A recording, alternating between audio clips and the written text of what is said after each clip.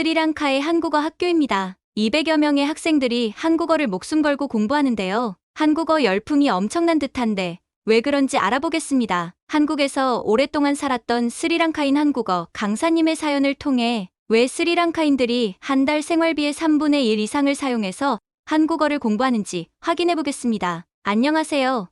여러분, 저는 한국 진천에 있는 회사에서 9년간 근무하고 현재는 스리랑카의 한국어 학원을 창업한 로샨입니다. 제가 한국에 있을 때 한국인 사장님과 사모님이 친절하게 잘 대해주셔서 잘 적응할 수 있었고 돈도 잘 벌 수 있었어요. 저희가 한국에서 일하면 한국 노동자 월급이 스리랑카 월급 대비 몇십 배 상승하거든요. 스리랑카는 최근 국가부도가 나서 차기름, 식료품 등도 사기 어려웠고 전기가 끊겨서 일상생활이 마비될 정도로 가난해요. 그래서 한국에 가서 살 수 있다면 그건 인생의 로또와 같은 일이에요. 저는 한국에서 고려사이버대학교 한국어학과에서 한국어를 공부했어요. 제가 스리랑카에 있을 때 뉴스에서 남한과 북한의 문제들에 대해 종종 들었는데 그 부분에 대해서도 관심이 많이 생기더군요. 그리고 한국에서 살다 온 스리랑카 사람들이 한국이 잘 사는 나라라고 해서 궁금하기도 했고 저도 한번 한국에서 살아보고 싶다는 생각도 들었어요. 그래서 고등학교를 졸업하자마자 학원에서 한국어를 배워 한국어 시험에 합격했고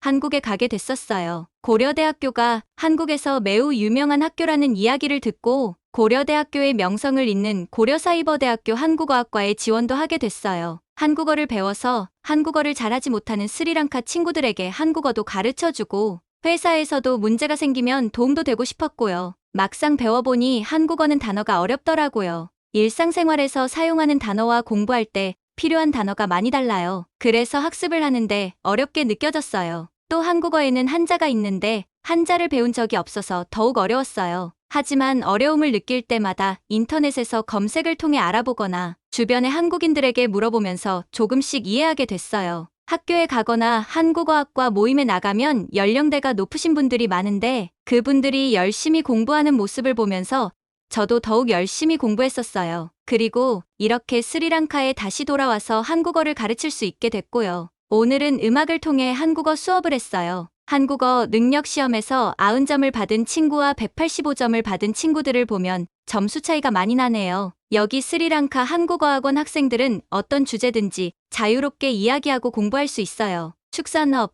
어업, 그리고 공장에서 실제로 사용되는 언어 등 다양한 분야에 대해 가르쳐요. 한국 지하철 노선도 교통 신호, 그리고 중요한 것들을 어떻게 선택해야 하는지에 대해서도 가르치고요. 또한 한국인이 가장 많이 선호하는 음식은 무엇인지 알려주고요. 현금을 인출하는 방법도 가르쳐줍니다. 한국에 근로자로 일하러 가기 위한 첫 번째 관문인 한국어 능력 시험 EPSTOPIK 접수자가 올해는 엄청났어요. 예상보다 훨씬 웃돈 8만 5천 명의 시험 응시 신청자 덕분에 스리랑카 EPS 센터에서도 시험 준비를 위해 갑자기 바빠져 아우성치고 있다고 해요. 시험 응시자 중 8,025명을 선발할 예정이어서 경쟁률이 10대 1이라는 상황입니다. 시험 주관자인 이주철 EPS 센터장은 2022년에 한국으로 입국한 스리랑카 근로자 수는 6,707명이었으며 올해 2023년에도 비슷한 수치로 6,500명 이상을 최종 선발하여 한국으로 입국시킬 계획이라고 말했습니다. 한편으로는 제가 운영하는 스리랑카 한국어 학원에서는 많은 수강생들이 몰려와서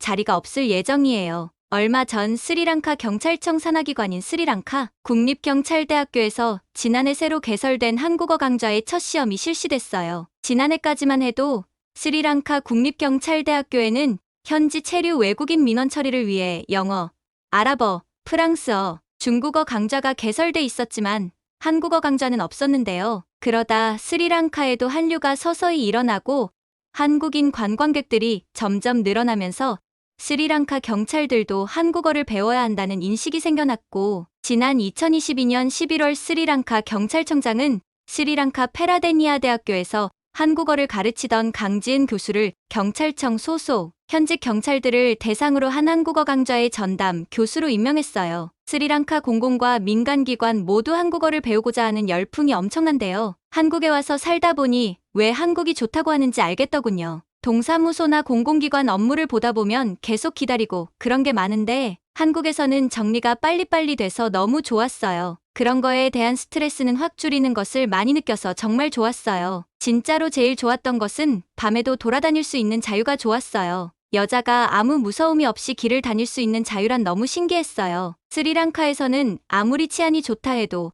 밤에 혼자 다니는 것은 위험하다고 볼 수 있거든요. 근데 한국에서는 밤 늦은 시간에도 여성들이 혼자 다니는 걸 보니 치안이 잘 되어 있구나 하는 생각을 많이 했어요. 그리고 술 계산은 보통 밤 10시 지나면 술을 못 사거든요. 지정된 장소에서만 술을 살 수 있는 것이라서 국가에서 허가를 받은 장소에서만 술을 살 수 있어요. 근데 한국에서는 아무데나 가서 소주 사서 바깥에서 마실 수 있는 게 너무 좋았어요. 현재 스리랑카는 외화 부족, 전력난, 단전, 물가 급등, 주유 공급난 등 다양한 어려움을 겪고 있습니다. 게다가 식품, 의약품, 종이 등 생활 필수품까지 공급난이 발생하여 민심이 크게 불안해지고 있습니다. 이로 인해 학교에서는 종이 부족으로 시험을 치를 수 없는 학생들이 생기고 병원에서는 마취약이 부족하여 수술을 미룰 수밖에 없는 상황입니다. 외신에 따르면 현재 스리랑카는 일부 화력과 수력 발전소의 가동을 중단하여 전력 생산이 급격히 감소하였습니다. 하루 순환단전 시간은 15시간에서 최근에는 13시간까지 늘어났습니다. 발전소의 가동 중단으로 인해 각 가정에서는 물 공급이 끊어질 위기에 처하고 있습니다. 보유 외화 부족으로 석유와 석탄 등의 에너지 구매가 원활하게 이루어지지 않고 있습니다. 이에 따라 주유소에서는 기름을 구매하려는 사람들이 장시간 대기줄에 서 있습니다. 도심 지역에서는 민간업체가 운영하는 버스의 약 25%만 운행되고 있으며 가로등도 꺼져 있는 상태입니다. 의료 분야 또한 마비 상태에 놓여 있습니다. 기본 상비약은 물론 마취약조차 부족하여 병원에서는 수술을 미루고 있는 상황입니다. 종이 공급 부족으로 학교에서는 시험을 연기하고 현지 신문 매체인 아일랜드와 디바이나는 토요일자 발행을 중단했습니다. 용지 및 인쇄 관련 소모품 부족으로 다른 매체들도 발행 간격을 늘리고 있습니다. 스리랑카 정부는 이 어려운 상황을 극복하기 위해 국제통화기금인 IMF와 인도, 중국 등의 지원을 요청하고 있습니다. 인도는 스리랑카에 대한 여신 한도를 늘려 10억 달러, 약 1조 2천억 원을 긴급 지원하고 있으며 중국도 25억 달러, 약 3조 원 규모의 지원안을 검토 중입니다. 한국은 스리랑카에서 최대 투자국으로 꼽힙니다. 스리랑카에 진출한 외국 기업 중 약 20%는 한국 기업들이며 스리랑카에서는 한국 기업들이 투자와 고용 측면에서 가장 큰 비중을 차지하고 있습니다. 스리랑카의 연간 수출 중 약 10% 정도는 한국 기업들에 의해 이루어지고 있습니다. 한국은 경제개발 5개년 계획을 추진하며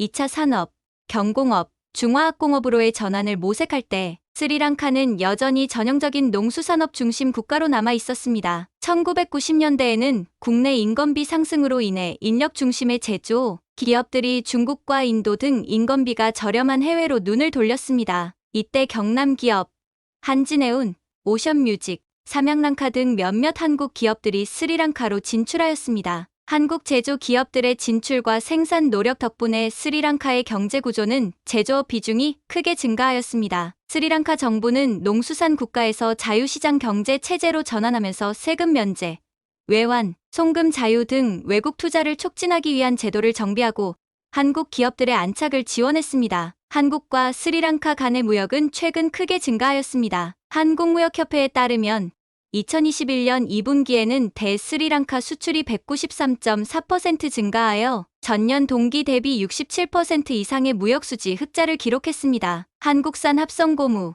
정밀화학 제품, 농약, 의약품 등의 수출이 크게 증가에 기여했습니다. 대스리랑카 수입도 크게 늘어 작년에는 1억 4천만 달러 약 1699억 원을 기록했습니다. 특히 건설광산기계의 수입이 크게 증가하였습니다. 한국 기업들은 최근 스리랑카 정부의 스마트시티 구축 사업에 주도적으로 참여하고 있습니다. KT는 스리랑카 스마트시티 구축 사업 협력을 맺고 스마트 기술을 활용하여 콜롬보 인근의 과학기술 신도시를 개발하고 있습니다. 국토부도 스리랑카의 수도권 9개 신도시 개발에 참여하여 교통 및 스마트홈 등 스마트시티 건설 노하우를 전수하고 있습니다. 한국무역협회 관계자는 코로나 사태로 인해 스리랑카에서도 온라인 상거래와 소셜미디어 사용이 증가하고 있는데 온라인 학습 사이트, 스마트폰, 생중계 시청, 스마트폰으로 세금 납부 등 새로운 시도들이 늘어나면서 소비 성향도 변화하고 있다고 전하였습니다. 더불어 스리랑카가 2025년까지 거액의 외채 상환을 앞두고 있어 국제 원조에 의존하고 있는 만큼 한국 기업들과 맺은 다양한 협력 사업이 상당한 영향을 미칠 것으로 보입니다라고 전망했습니다. 우리 스리랑카 사람들이 한국에 오면 연봉이 20배로 오릅니다. 덕분에 우리가 몇 년만 일해도 굉장한 부자가 됩니다. 한국 최저임금제가 외국인에게도 동일하게 적용되어 저희가 버는 임금의 20배 이상인 20만 300만 원을 한국에서 벌 수 있는 겁니다. 한국에서는 우리 스리랑카인들과 같은 개발도상국 사람들이 한국인들만큼 돈을 벌어가는 것에 대해서 찬반 여론이 뜨거운데요. 이 부분에 대해서 더 심도 있는 사회적 대화가 이루어지고 양국 간 갈등 없이 잘 해결되면 좋겠습니다. 단순히 월급 크기만 보는 것이 아니라 일의 양질을 비교해서 절대평가로 측정하면 어떨까 싶고요. 긴 사연 들어주셔서 감사하고 계속해서 더 많은 스리랑카 사람들이 한국에 들어올 텐데 잘 봐주시면 좋겠습니다. 끝까지 시청해주셔서 감사합니다. 구독과 좋아요는 영상 제작에 큰 힘이 됩니다.